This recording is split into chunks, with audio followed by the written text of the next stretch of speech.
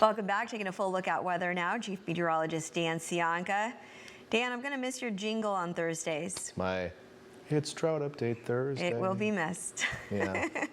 I don't know if anyone at home would miss it, but you know what? I'm glad somebody does. So let's take a look at our Drought Update Thursday, and we do have some changes across the state this week.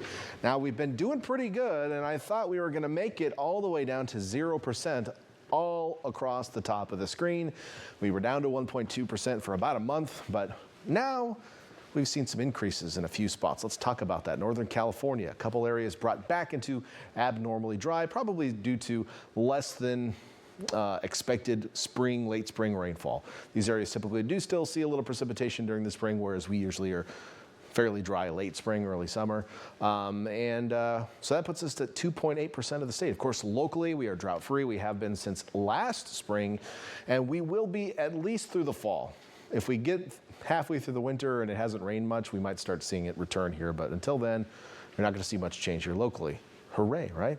Let's take a live look from Domenico's on the Wharf. What's going on out there tonight? Well, skies are mostly clear at the moment. We had a little bit of cloud cover on the peninsula today, and it was the last sunset of the year. There it goes below the horizon around 8:30 tonight.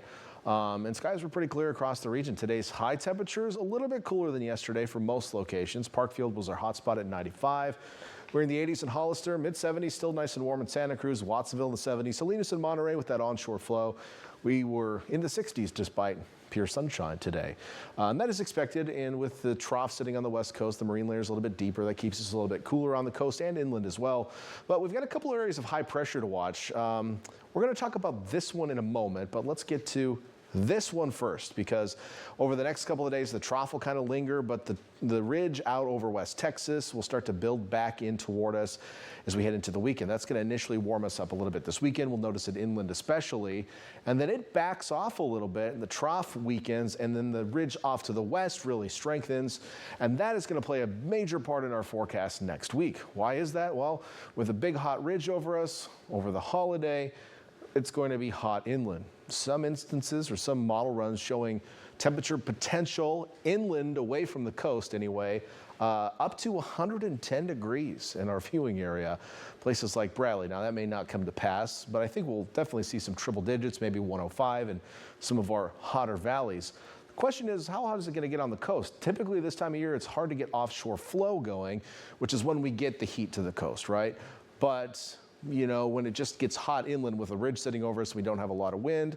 We get hot inland, but we kind of get foggy on the coast. Maybe just along the beaches, you get, you know, a football field inland and it warms up pretty quick. But that's what we're watching next week. We're going to have to narrow down those details. Your apps are probably telling you it's going to get a lot warmer next week.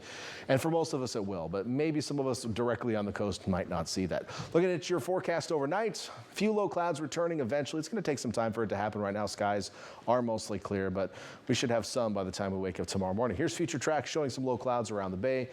4 to 7 a.m. morning commute time. Patchy fog will be possible in the lower elevation, so watch out for areas of reduced visibility. Heading in the afternoon tomorrow, we'll clear out on the north side of the bay.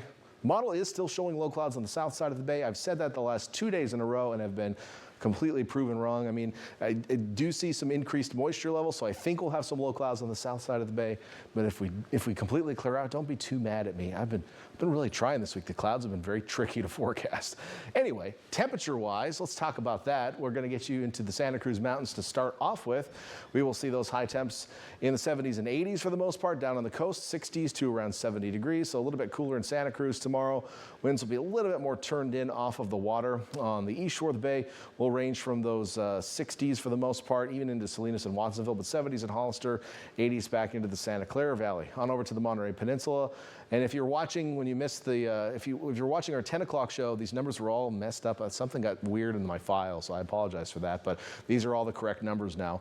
Upper 50s to low 60s around the peninsula tomorrow, and then down south, we will see high temps ranging really from 69 in Gonzales to 91 in Bradley, and Parkfield maybe our hot spot again tomorrow at 93 degrees. Looking for the 7-day forecast on the coast. We're going to get us back up to seasonal normals through the weekend and just kind of hover there. Windy looking conditions on Sunday. Then next week, I am warming us up on the coast. I think many coastal cities will be warmer. Some areas right along the coast might still see some fog, though. So that's the detail we're going to try to sort out next week. But that could include a pretty toasty 4th of July for us. Inland areas looking at a slow warm up as well. Temperatures over the next couple days just inching upward, and they just seem to keep going all the way through midweek next week. So if you have those outdoor chores you need to do and you live inland and you want to avoid the heat this weekend, it's probably the better time to do it. All right, will do. Thank you, Dan.